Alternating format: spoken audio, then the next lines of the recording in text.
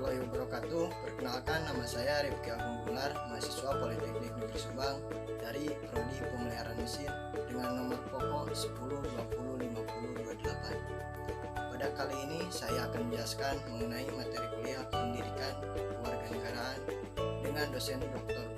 Ujang Carda, SH, MH, MIP, MAP. Adapun materi yang akan saya paparkan adalah tentang memahami identitas nasional sebagai karakter bangsa Indonesia dengan penjelasan sebagai berikut. Yang pertama, proses bernegara bagi bangsa di Indonesia terdiri dari 2 poin, yaitu asal mula bangsa Indonesia dan asal usul istilah Indonesia. Asal mula bangsa Indonesia, ada beberapa teori yang disampaikan para ahli sejarah mengenai asal-usul nenek moyang bangsa Indonesia. Ada teori yang mengatakan jika nenek moyang Indonesia berasal dari Cina, Melayu, atau Taiwan. Teori asal-usul nenek moyang Indonesia berikut teori asal-usul nenek moyang Indonesia. Teori Nusantara teori Nusantara menyebutkan jika nenek moyang bangsa Indonesia berasal dari wilayah kepulauan Indonesia, tidak berasal dari luar, dan mereka menetap serta berkembang di wilayah Indonesia itu sendiri. Tokoh-tokoh pendukung teori Nusantara seperti Yamin, Sultan Takbir, Alis Jabana, Boris Krab. Teori out of Taiwan. Teori out of Taiwan merupakan teori yang menerangkan jika manusia yang berada di Indonesia terbentuk berasal dari Taiwan, bukan Cina. Kemudian mereka bergerak menuju kepulauan Filipina. Satu kelompok bergerak ke barat daya melalui Kalimantan, Sumatera, dan Jawa. Kelompok lain ke arah selatan menuju Sulawesi. Teori out of Afrika dikutip situs Kementerian Pendidikan dan Kebudayaan atau Kemendikbud. Dalam teori out of Afrika menganggap bahwa Homo erectus tertentu di Afrika adalah nenek moyang manusia modern. Kemudian model tersebut berevolusi di suatu daerah di Afrika. Selanjutnya, asal-usul istilah Indonesia.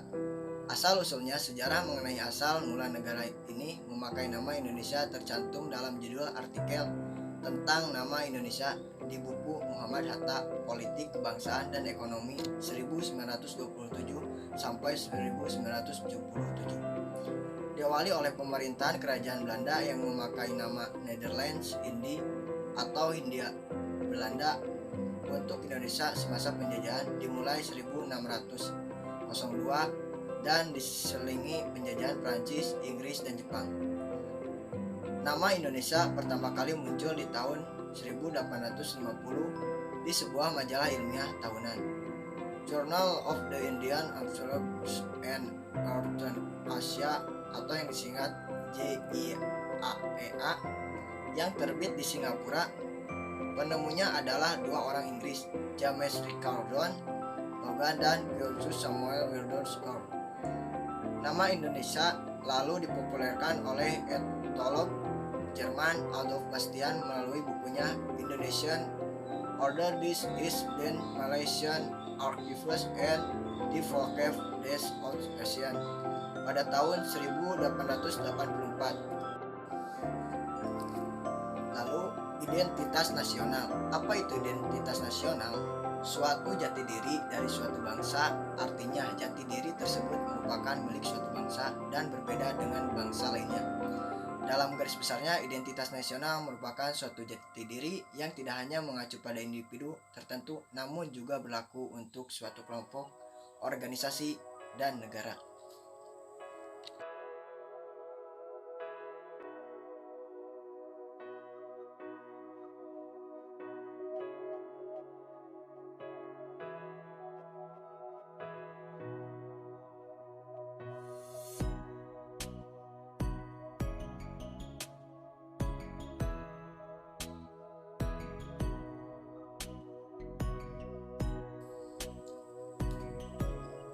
Ada berapa unsur-unsur pembentuk identitas nasional di Indonesia?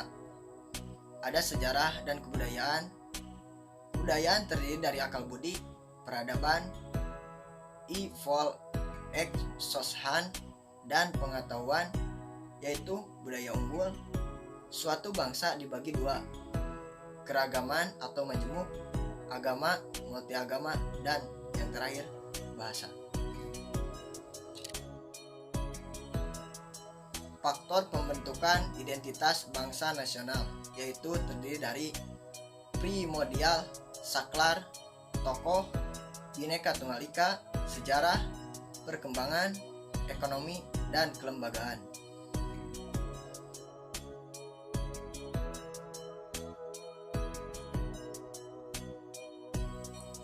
Karakteristik identitas nasional. Karakteristik akan identitas nasional bisa dikatakan sebagai ciri khusus, kebiasaan, atau pola hidup masyarakat yang menempati wilayah tersebut. Untuk Indonesia sendiri ada 8 karakteristik identitas nasional yang memiliki 1. Dibangun atas pengalaman bangsa. Pandangan mungkin dibangun dari pengalaman, misalnya pentingnya bahasa, agama, atau etnis dari negara-negara emigrasi dan imigrasi. 2. Adanya komitmen.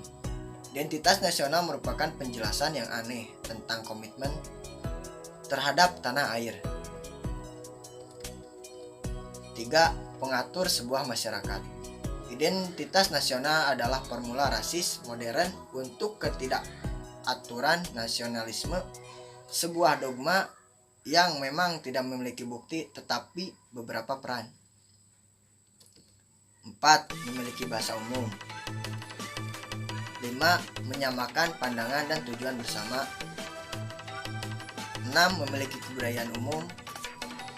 7. Adanya sejarah umum. Siapapun yang menyebutnya sebagai ikatan pemersatu tidak berarti bagaimanapun manuver masa lalu para pemburu dan pengukur pranegara, tetapi apa yang dapat menunjukkan pencapaian politik negara saat ini dan pendahuluannya yang sah mengenakan mereka sebagai suatu peraturan atau sejarah pembantaian yang lebih kecil dan lebih besar yang memiliki kehidupan dan kesehatan tenang dalam prosedur politik mata pelajaran saat ini. 8. Keputusan politik negara. Yang dimaksud dengan itu dalam setiap kasus adalah keputusan politik. Apakah itu peraturan dan kondisi yang berkaitan dengan urusan dalam negeri atau klaim kebijakan luar negeri pada suatu daya negara-negara lain, itu adalah kepedulian masyarakat untuk memahami usaha politik dari kupasannya sebagai masalah nasional dan untuk mengidentifikasi dengan mereka. Dan yang terakhir, Pancasila sebagai nasional bangsa Indonesia. Pancasila sebagai identitas nasional, yaitu sebagai kepribadian bangsa yang dapat mendorong bangsa Indonesia agar tetap berjalan sesuai relnya tetapi tidak melawan arus globalisasi, melainkan bangsa menjadi lebih cermat dan bijak dalam menghadapi tantangan dan juga peluang yang ada. Alasan Pancasila sebagai identitas nasional karena Indonesia adalah salah satu masyarakat internasional yang punya sejarah dan prinsip yang berbeda dengan bangsa-bangsa di Indonesia. Demikian paparan yang saya sampaikan untuk mata kuliah pendidikan kewarganegaraan dari Rifki Agung Gumelar. Jangan lupa like, comment, and subscribe. Wassalamualaikum warahmatullahi wabarakatuh.